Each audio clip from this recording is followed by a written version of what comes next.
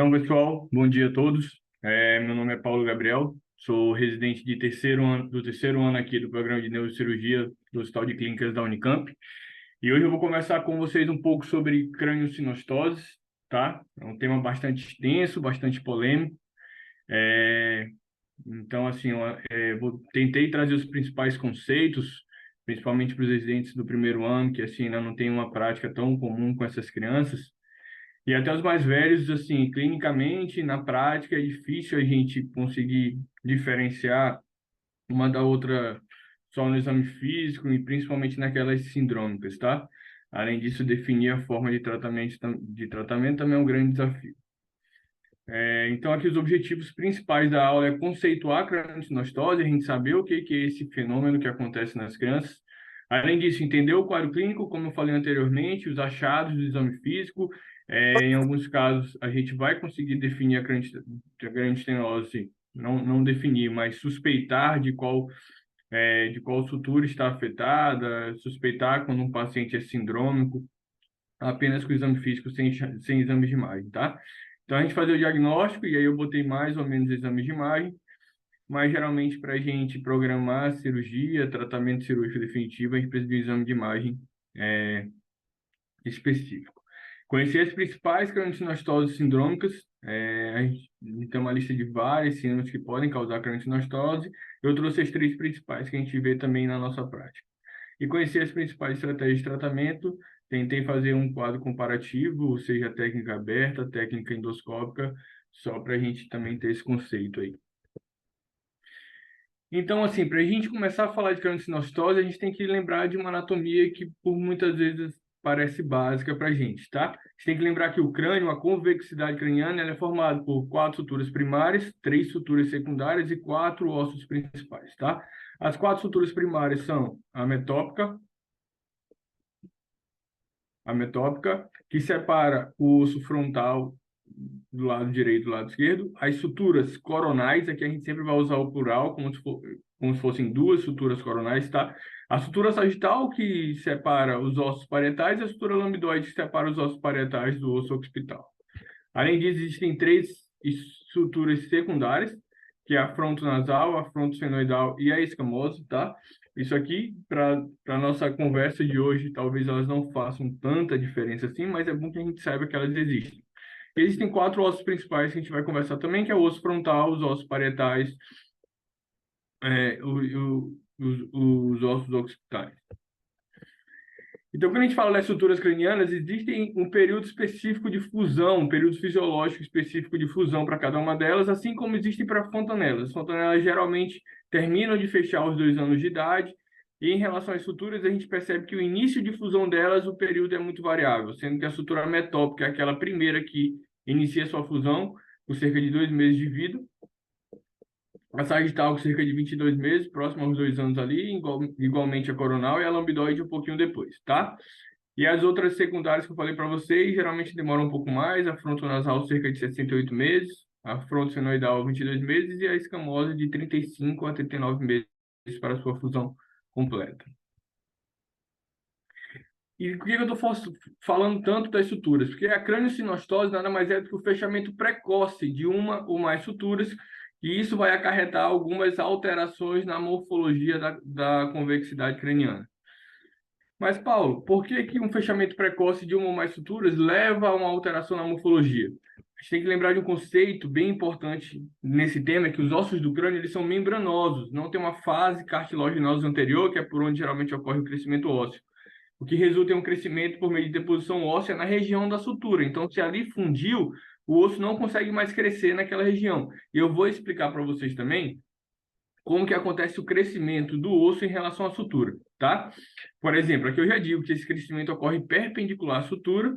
Por exemplo, se as suturas coronais, que estão aqui de forma transversal, elas permitem o crescimento antero-posterior do crânio, certo? Enquanto a sutura sagital permite o crescimento látero-lateral. Por exemplo, aqui a sutura sagital ela permite esse crescimento do osso. Então, a gente já consegue entender aqui se a sutura sagital ela fecha precocemente, o osso ele não vai crescer látero-lateral. Concordam comigo? Então, por exemplo, existe uma lei que chama Lei de Virchow, que fala que a fusão prematura de uma sutura, por exemplo, aqui a sutura coronal, impede o crescimento perpendicular do crânio no sentido perpendicular a ela. Ou seja, se a sutura sagital ela se fecha de forma precocemente, o crânio para de crescer de forma lateralmente. Mas assim, a gente tem que lembrar que o cérebro ele mantém um crescimento e ele precisa de espaço para isso.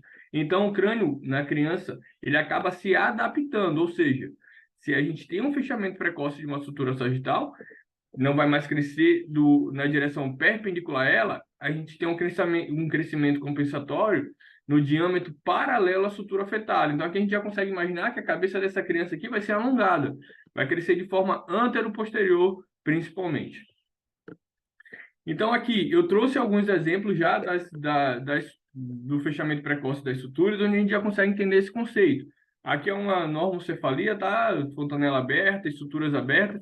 Quando a gente tem uma dolicocefalia ou escafocefalia, que é o fechamento precoce da sutura sagital, a gente percebe um crânio mais alongado de forma antero-posterior, porque é um crescimento compensatório. Vale a pena lembrar que esse tipo de cranioestenose é a estenose disparadamente mais comum do nosso meio e da nossa prática, tá?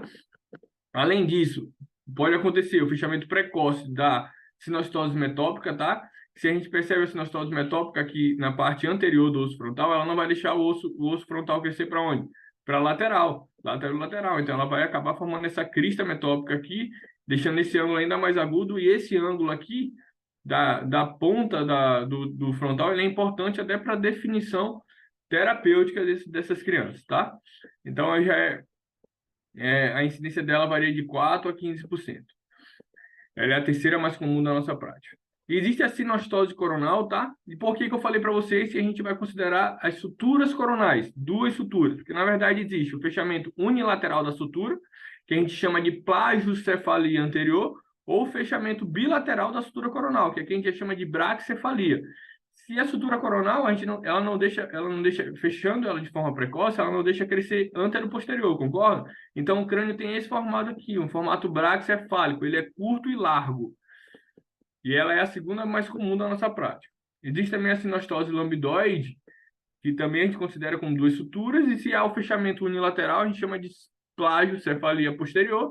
Se há o fechamento bilateral, a gente chama de braquicefalia posterior. Aqui já é um defeito mais raro, tá? E um conceito bastante importante para a gente, pessoal, é que vocês olhando essa imagem aqui, vocês percebem que não há o fechamento precoce de nenhuma das suturas. Todas as suturas estão abertas.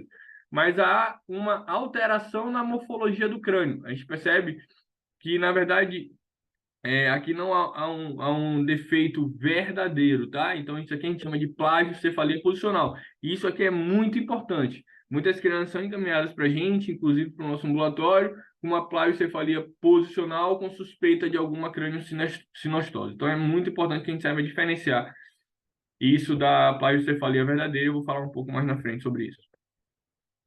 E quando a gente fala de epidemiologia e classificação, a crâniosinostose é um evento que acontece aproximadamente 1 a cada 2.000 a 2.500 pacientes nascidos vivos, tá? Sendo que a sagital, a escafocefalia ou a dolicocefalia é a mais comum, seguida pela sinostose coronal.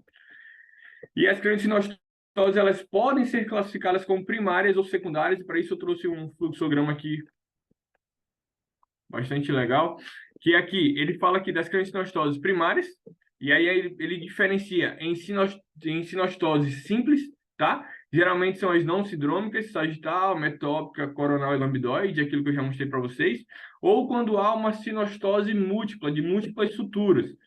Quando não é sindrômica, geralmente ele é bicoronal, mas a maioria das vezes das sinostoses múltiplas, elas são sindrômicas.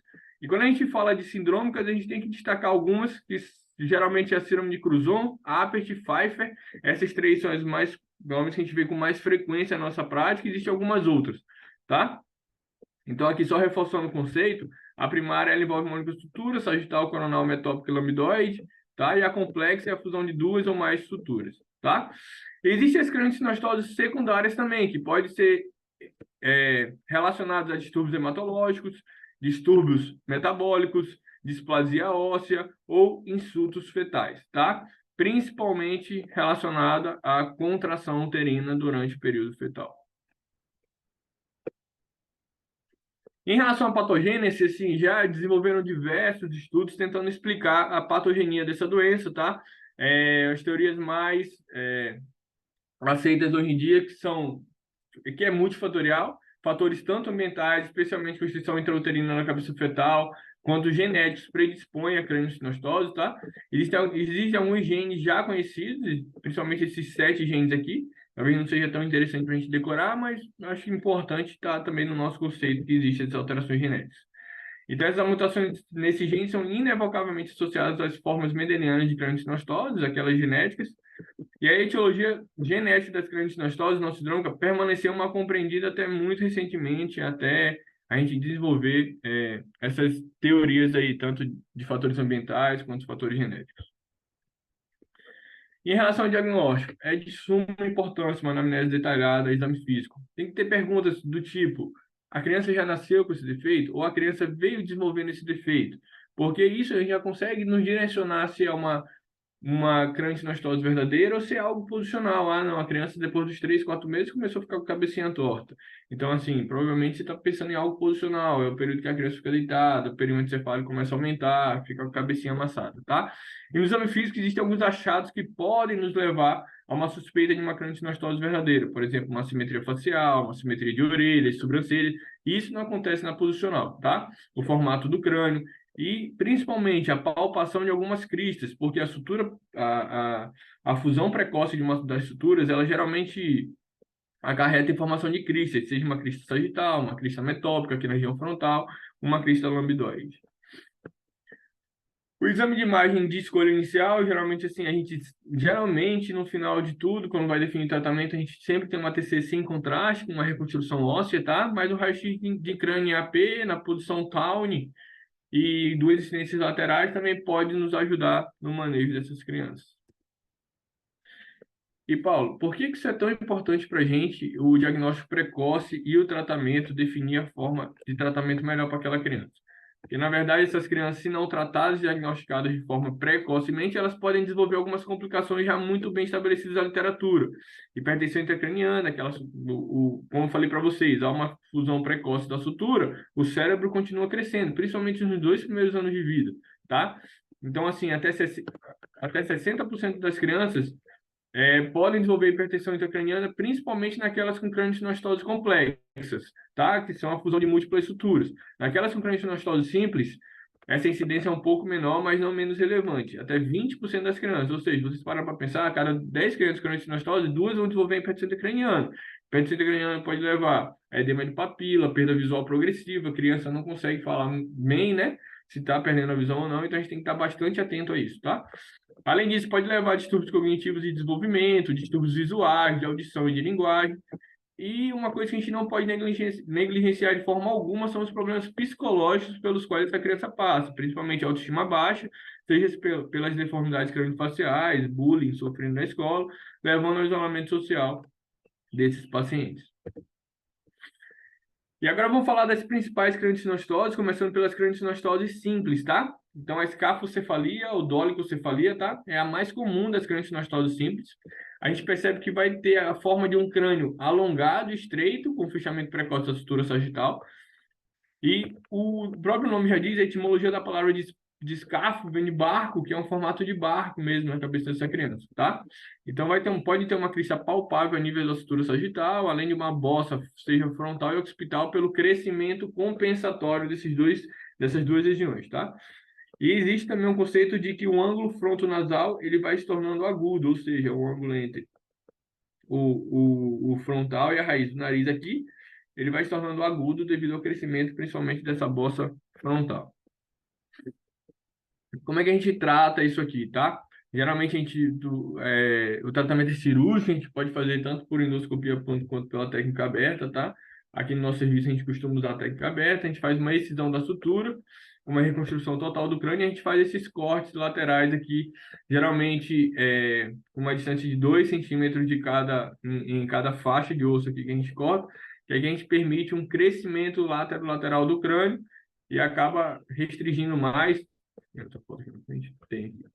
E aí a gente acaba tentando já reduzir de forma mecânica esse diâmetro antero-posterior, deixando o lateral livre para melhorar de forma estética esses doentes.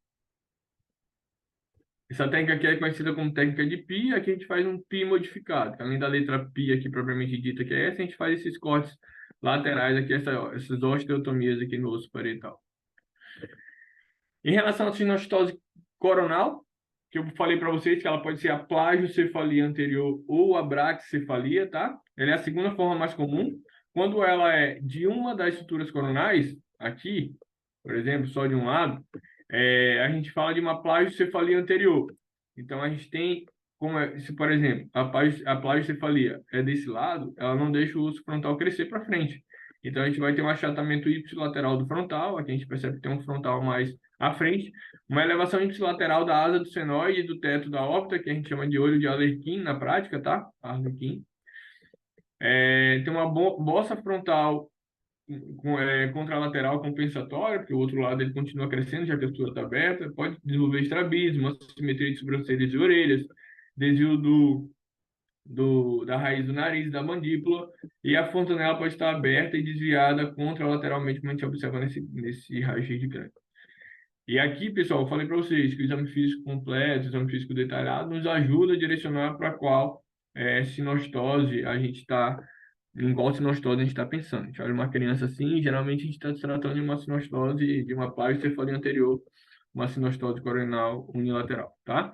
Mas existe também a bilateral, que é a braquicefalia, que vai dar aquele crânio curto, tá? A fontanela anterior pode se manter aberta, e aqui a gente sempre tem que pensar em casos sindrômicos, a gente vai falar um pouco mais na frente sobre esses casos sindrômicos. Existe uma síndrome que o mais comum é a sinostose coronal bilateral, tá? E o tratamento pode ser também endoscópico, como eu falei para vocês, ou pode ser feito um avanço fronto-orbital aqui, que é, no caso, essa segunda imagem aqui, para tentar tentar uma simetria da região do osso frontal, tá? Existem alguns procedimentos adicionais estéticos, né? Após o procedimento principal, caso fique algum defeito, a gente pode tentar corrigir com injeção de gordura, correção da pitose palpebral, mais na frente aí na cirurgia ortognática e septoplastia, tá? Por isso que aqui a abordagem multidisciplinar é muito importante. Além do neurocirurgião, cirurgião plástico, que ajuda mais nesses defeitos estéticos, um otorrino para avaliar essas outras alterações mais na frente, um cirurgião bucomaxilo, ou um odontólogo, um psicólogo, tá? E, bom, aqui é só mostrando a correção em uma criança, tá? A gente percebe uma melhora importante aqui da simetria da calota craniana. Tem a sinostose metópica, tá? Que a gente chama de trigonocefalia, porque o crânio vai ter esse formato triangular mesmo, tá? Existe aquela crista metópica. Essa sinostose, ela vem com um aumento de incidência importante nos últimos anos, tá? E por que forma essa trigonocefalia? Já comecei um pouco lá atrás. Ela restringe o crescimento transversal dos frontais e expansão da fossa posterior, tá? Então, a fronte do doente, ela fica aqui, ó, estreita, pontiaguda. A gente olha aqui de forma superior, tá? Essa tomografia aqui com reconstrução óssea a gente vê, devido a um crescimento parietal compensatório. E esse ângulo aqui da crista metópica, ele é muito importante, tá? Geralmente, um ângulo menor que 122 graus, como nessa imagem aqui, 114, ele requer um tratamento cirúrgico para correção, tá? Pode levar ao hipotelorbitismo, e essa aqui é a que está mais associada a distúrbios cognitivos, tá?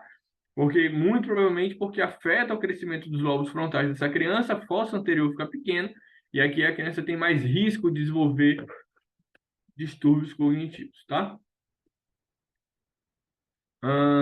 Uma outra sinostose também, que é a mais rara de todas, é a sinostose lambidoide. Também a gente chama de que pode ser uma plagiocefalia se ela for unilateral, ou braquicefalia, tá? No caso aqui, a plagiocefalia posterior. Os achados são parecidos com os achados na região anterior, tá? Há um achatamento occipital, o crânio ele fica em formato trapezoidal, existe o deslocamento posterior da fronte compensatório, tá? Já que para trás não consegue crescer. Existe uma bossa parietal compensatória também, e algumas alterações de implantação de orelha, como eu falei para vocês, há um rebaixamento da orelha ipsilateral devido a um alongamento da mastoide. Quando ela é bilateral, a gente chama de braquicefalia posterior.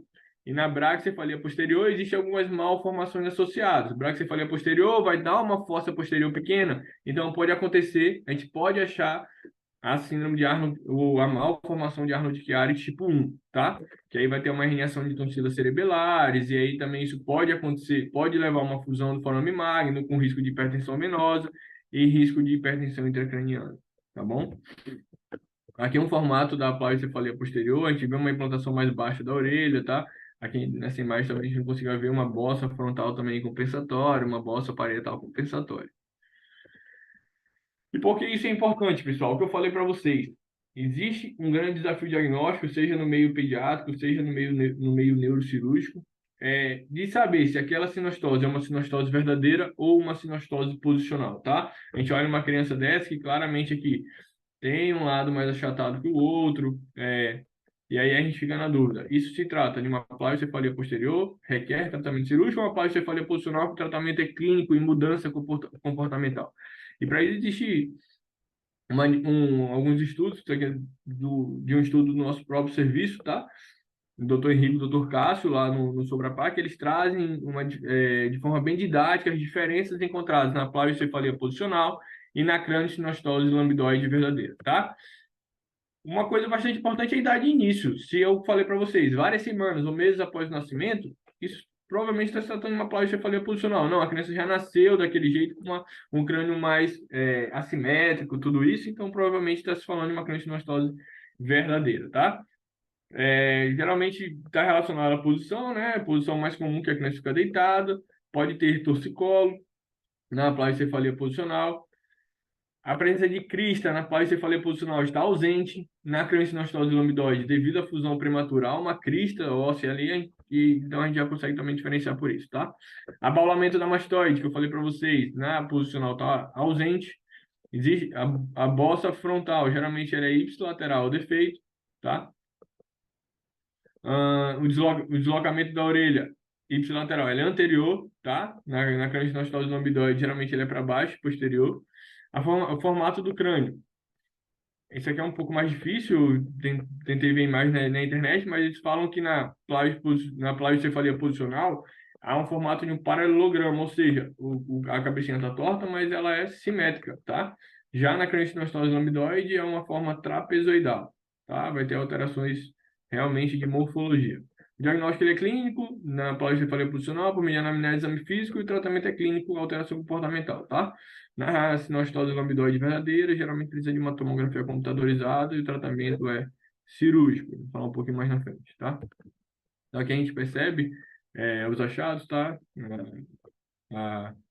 A, o formato de paralelogramo na posicional e de trapézio na sinostose verdadeira. Como é feito esse tratamento, tá? Geralmente a gente faz a excisão da sutura, onde está fundido de forma precoce, e uma distração osteogênica, tá?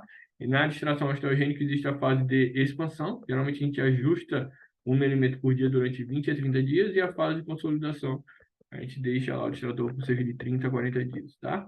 A desvantagem é que vamos precisar de 2 cirurgias para o tratamento de forma com o distrator posterior. Bom, a gente falou um pouco das craniosinostoses simples, falando um pouco agora das craniosinostoses sindrômicas, geralmente estão relacionadas à fusão de múltiplas suturas, tá? A mais comum é a forma bicoronal, então quando a gente tiver uma braquicefalia anterior, pessoal, tem que pensar em uma craniosinostose sindrômica, tá? Às vezes não é uma craniosinostose só de 2 suturas, mas a gente tem que considerar esse diagnóstico diferencial. E aí ele pode afetar todas as estruturas cranianas, tem um alto risco de hipertensão intracraniana, porque assim, os mecanismos compensatórios para o crescimento do crânio e do cérebro, ele vai estar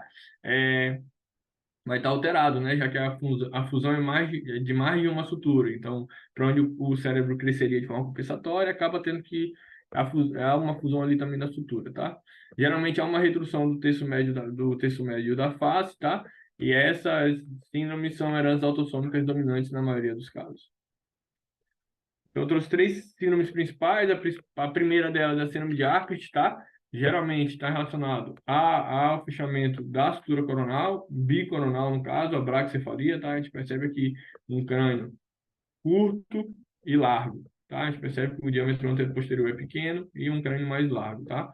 Está associado também a sindactilia, ventriculomegalia nesse caso. Isso aqui é um conceito bastante importante. Geralmente esses pacientes não têm uma hidrocefalia verdadeira, tá? Ele tem uma ventriculomegalia sem nenhuma repercussão clínica. Então, a maioria dos casos de apert, se não todos, a gente não deriva, tá? Tem uma hipoplasia da face, há um hipertelorismo também, pode ter achados de fenda lábio-palatina, a gente vê muito isso lá no nosso ambulatório do Sobrapar, a gente acompanha os casos com o doutor Henrique e o doutor Cássio. Pode também estar associado à disfunção cognitiva e perda auditiva, tá? Disfunção cognitiva a gente falou, né, anteriormente, que é restrição dos lobos frontais. A síndrome de Cruzon, tá? Geralmente aqui já é um defeito mais complexo, ele pode estar associado ao fechamento de três suturas no quadro, se for sutura coronal bilateral, sutura sagital e ou lambdoide, tá? Vai estar associado a uma hipoplasia facial, um hipertelorismo, estrabismo, exoftalmia. Tem a fissura lábio-palatina também. Aqui sim, pessoal, vai ter uma hidrocefalia progressiva. A chance dessa criança precisar de uma válvula, de um tratamento para derivar esse líquido, esse desvio de fluxo, é muito mais alta do que na síndrome de Apert, tá? E essas crianças aqui, intelectualmente, elas geralmente são normais. Isso a gente também olha na nossa prática, o paciente já com acompanhamento há muito tempo, a gente é uma criança que interage bem com o examinador, conversa, então, é isso. E talvez aqui a terceira síndrome que eu trouxe para vocês, que é o Pfeiffer, tá? Geralmente ele está relacionado ao fechamento precoce da sutura coronal e ou sagital, tá? Ele geralmente tem 3 graus, o grau 1, que é um grau mais simples, o grau 2, que geralmente vai ter esse crânio em trevo. A gente percebe aqui que é um defeito muito mais grave, tá? E aqui tem um risco alto de hidrocefalia e hipertensão craniana grave, tá? E o grau 3 já é uma alteração ainda mais grave. Ele pode ter um hipertelorismo, hipoplasia facial, e é uma característica importante, pessoal, é um Pfeiffer. O primeiro quirodáctilo, o primeiro pododáctilo, como a gente percebe aqui, ele é desproporcionalmente maior que os outros dedos, tá? Então, isso é um achado importante no exame físico, tá? Pode ter sindactilia, bradidactilia, além de perda auditiva e alterações na junção crânio-cervical. Então, aqui é uma tabela tentando diferenciar as principais síndromes, aquelas que eu trouxe, Apert, Cruzon e Pfeiffer, mas existem outros, tá? Das outras três que eu coloquei aqui embaixo. Aqui é mais critério de conhecimento mesmo. Na prática, assim, pelo menos na minha prática pessoal, eu acho um pouco difícil. Às vezes o doutor Cássio chega e fala, isso aqui é um Apert, assim, eu olho, tento procurar as nuances para a gente tentar identificar, mas talvez seja importante a gente ter esses conceitos aqui com a gente, tá? São aquelas características que eu já falei anteriormente, então aqui era mais só para reforçar. Nas crianças nós temos síndromes. Aqui a gente tem uma maior preocupação com a hipertensão craniana, então a gente tem que ter um manejo da hipertensão craniana, uma craniectomia. Aqui a gente faz geralmente um avanço fronto-orbitário, pode associar com uma distração posterior e considerar uma derivação ventricular nessas crianças, tá? Um dado bastante importante que não pode ser negligenciado, principalmente pelo neurocirurgião, é a proteção de via aérea dessa criança. Eles fazem uma alta incidência de apneia por alterações faciais mesmo, risco de morte súbita, tá? Então, naquelas crianças que tem, que a gente percebe que tem uma insuficiência respiratória crônica, que tem alterações mais importantes, a gente tem que considerar uma traqueostomia precoce e profilática, tá? Ou um avanço monobloco, a gente avança também aqui a face média da face, a região média da face, que ajuda também no tratamento dessas crianças. A proteção visual, geralmente o paciente tem exoftalmia, alguma coisa, a pálpebra não consegue fechar, considerar uma tarsografia, tá? E o avançamento e um avanço fronto-orbital, ele também ajuda nesse defeito clínico, tá? Então, falando um pouco das técnicas cirúrgicas, assim, tentei pontuar onde a gente vai usar cada uma delas, mas eu sei que é um conteúdo extenso, fica um pouco maçante, tá? Mas geralmente aqui eu trouxe algumas características da técnica, quando a gente fala da técnica endoscópica, geralmente a gente faz ela de forma mais precoce, só lembrar que no nosso serviço a gente geralmente trata a criança, na literatura fala que o tratamento tem que ser do terceiro ao 12º mês, no nosso serviço geralmente a gente faz aí numa fase intermediária, do 6º ao 9º mês, tá? Então, a endoscópica ela pode ser usada de forma mais precoce, geralmente nos 3, 4 primeiros meses. A gente faz uma excisão da sutura e um remodelamento ósseo. A gente deve usar o capacete por 6 a 9 meses e o uso de molas expansores também por 3 a 4 meses. Quando a gente fala da cranioplastia aberta, que geralmente a gente faz no nosso serviço, a gente faz uma remoção, remodelamento e recolocação das áreas deformadas. Geralmente é por uma excisão bicoronal, a gente faz excisão da sutura afetada, como mostrei naquelas imagens, tá? Na sinastose sagital lambdoide, a gente faz o remodelamento da metade posterior da convexidade. na sinostose coronal ou metópica. A gente faz o remodelamento da metade anterior da convexidade, das coronais ao rebordo orbitário com um avanço frontoorbital. Aqui a gente tem que ter atenção que há um risco maior de perda sanguínea e necessidade de transfusão para essas crianças com a cranioplastia aberta, tá? Em relação aos tratores cranianos, eles promovem o crescimento do volume craniano. Geralmente a gente faz uma craniotomia biparieto occipital, a gente faz uma expansão, a fase de expansão, que é aquele ajuste de 1 milímetro por dia que eu falei para vocês. Uma consolidação ocorre entre 30 e 40 dias, tá? A gente pode fazer também um avanço do monobloco e os distratores para avanço da fossa anterior e da face intermediária da face, que ajuda naquelas outras características que eu falei anteriormente.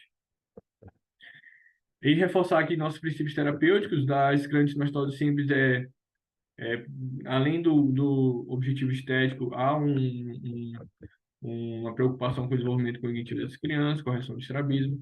Nas complexas de sindrômicas, a gente tem que pensar no controle da hipertrofia craniana quando a gente fala de terapia cirúrgica para esses doentes. Além da proteção da visão, como eu falei para vocês, e de via aérea, se considerar aqueles casos de tracostomia precoce, tá? Lembrar de tratar sempre as condições associadas, hidrocefalia, ou Chiari, se sintomático, ou se alterações no exame de imagem, como seringomelia, dificuldade respiratória, visual, para alimentação, tá? É um manejo multidisciplinar. No nosso serviço, a gente trata entre os 6 e 9 meses, geralmente, tá? Porque a gente trata antes de um ano, tem maior capacidade de reossificação do crânio, o crânio é mais maleável, e o crescimento do crânio no primeiro ano, ele permite o remodelamento do crânio. Então, acho que as grandes mensagens dessa nossa conversa aqui é que, embora a grande maioria das crianças apresente deformidades posicionais, ou seja, a gente tem que saber o que é uma plagiocefalia posicional, o diagnóstico precoce da craniotinostose e o encaminhamento para tratamento especializado em tempo hábil é fundamental para aprimorar os resultados cirúrgicos. O diagnóstico das deformidades posicionais é geralmente clínico, com mudança de comportamento. O tratamento consiste em orientações e medidas para prevenir o agravamento da condição simples. E diante do diagnóstico de craniotinostose, uma abordagem multidisciplinar com cirurgião plástico, neurocirurgião, otorrino, odontólogo, psicólogo, da criança com craniotinostose é crucial para uma taxa de sucesso cirúrgico maior e para minimizar as complicações, sejam elas físicas ou biopsicossociais. Isso aqui é o principal artigo que eu usei como referência da aula, tá? Um artigo elaborado aqui pelo nosso chefe de serviço, doutor Henrico, com o doutor Andrei, doutor Cássio, tá? Existe também uma revisão bastante boa aqui do Mark. Ele também fala principalmente dos tratamentos cirúrgicos, além do up-to-date, que ele sempre traz algumas atualizações pontuais importantes da gente mostrar, tá? Aqui eu quis reforçar também que no R3 a gente roda no Hospital Sobrapá, que é um hospital referência nacional e mundial para alterações craniofaciais. Lá a gente tem casos bastante ricos nas nossas discussões, na nossa prática cirúrgica, a gente olha bastante também essas correções. Era isso basicamente que eu tinha para conversar. Obrigado.